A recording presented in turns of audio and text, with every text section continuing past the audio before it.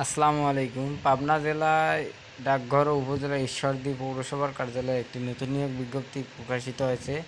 আমরা বিস্তারিত তথ্য জেনে নিব।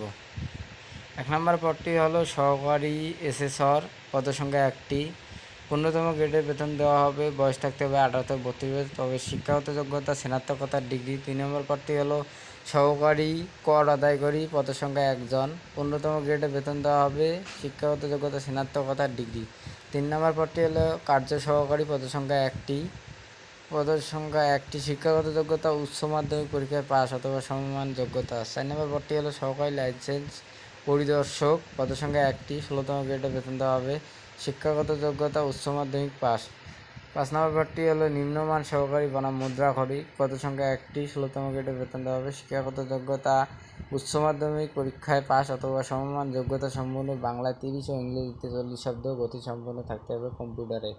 ৬ নম্বর পদটি হলো নলকূপ মিস্ত্রি, পানি সরবরাহ শাখা, পদসংখ্যা ১টি। ১৬তম গ্রেডে বেতন দেওয়া হবে। পদসংখ্যা অষ্টম শ্রেণী পাস, সংশ্লিষ্ট কাজে ৩ বছরের বাস্তব অভিজ্ঞতা। যে সকল প্রার্থী আবেদন করবেন তাদের বয়স থাকতে হবে ২০/৭/২০২৫ তারিখ থেকে ১৮ থেকে ৩২ বছরের মধ্যে। আবেদন আবেদন